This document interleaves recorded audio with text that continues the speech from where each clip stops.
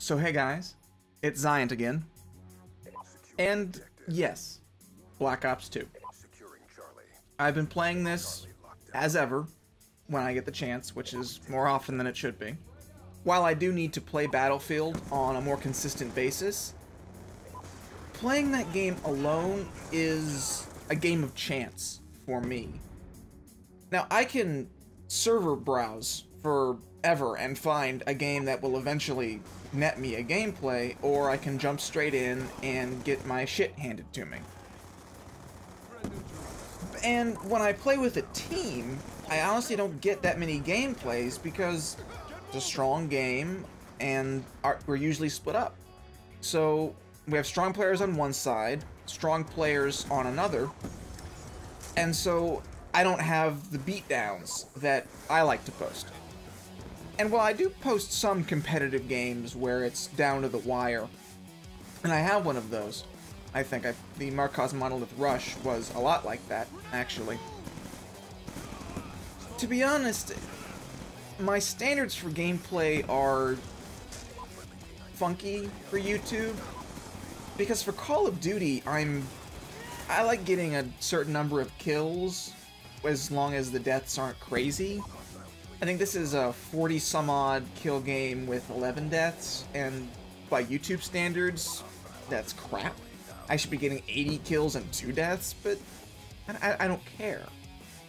For Battlefield, for some reason, I'm a lot pickier.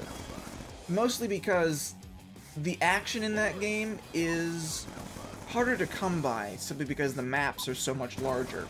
By comparison, at least. I mean, Hijack wouldn't work as a Battlefield map. This entire map is one level of close quarters.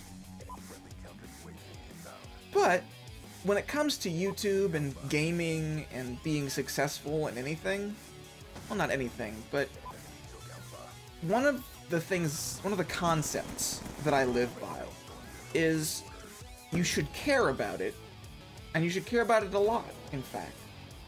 But when it becomes so utterly stressful that you can't even have fun anymore, do something to stop caring. Really.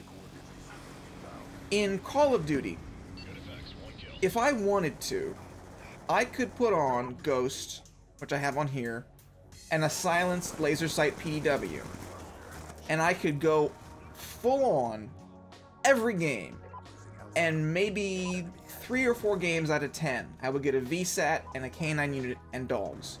I would have a 2.5 KD, and I would wreck lobbies all night long.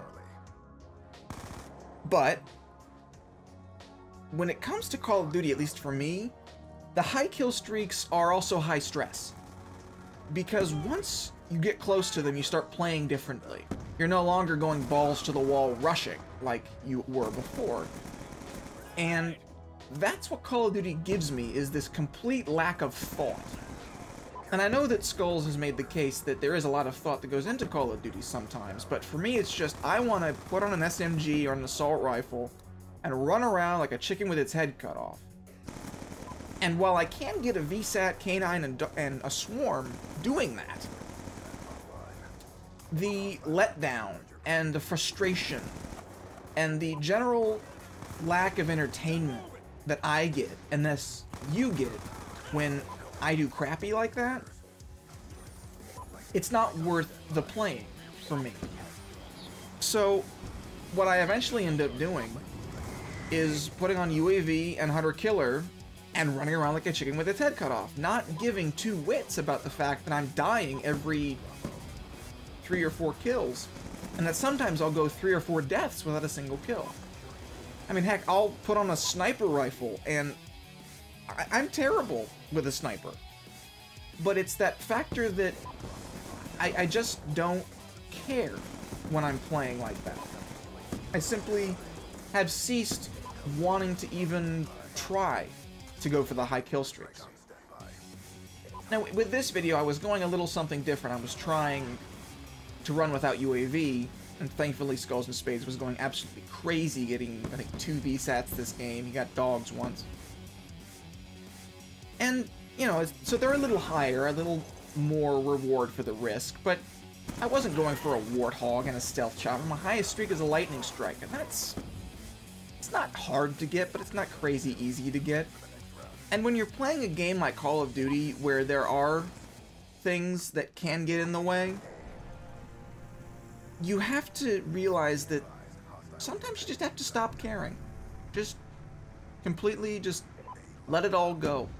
Let the game play for itself, play for yourself. If you've got a team, just let them play as they'll play and play as you play.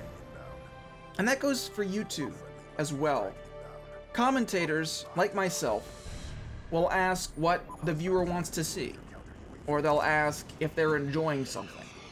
And while I think information like that is important, that you want to know what your fans are enjoying that you're producing, there's also a section of the commenters, and this is my philosophy as well, that you should post what you want to post, and that's why I'm posting Black Ops.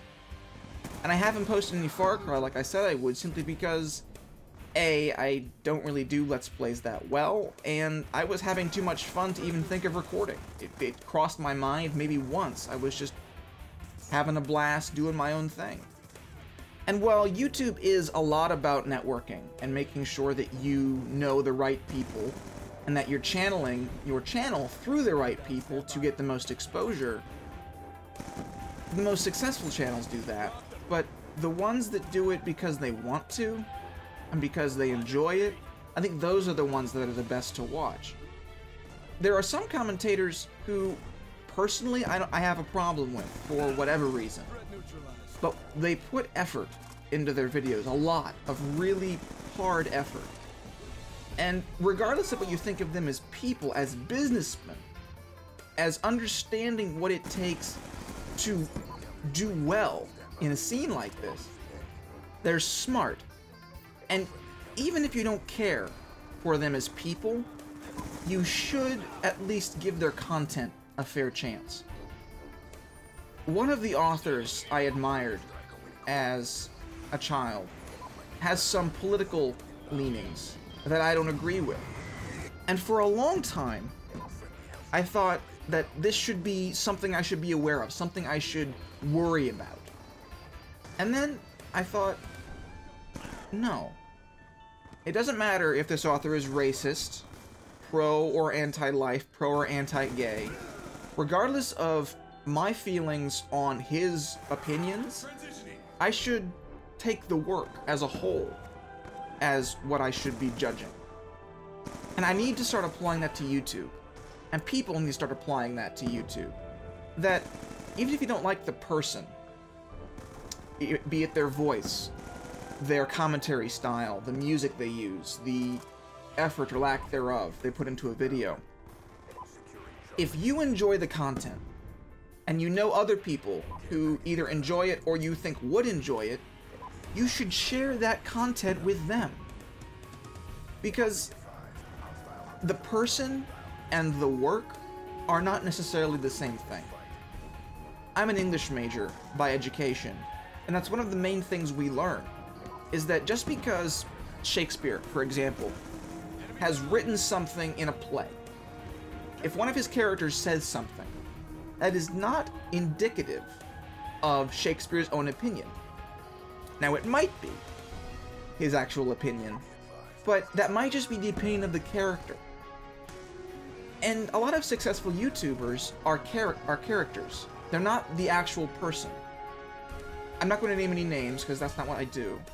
But I know there are a lot of people on YouTube, a lot of good producers that I enjoy, who are probably quite different in real life than they are in... And that's a good thing. Because when you become so engrossed in your work that you yourself are inseparable from it, you've lost sight of why you started doing that work in the first place.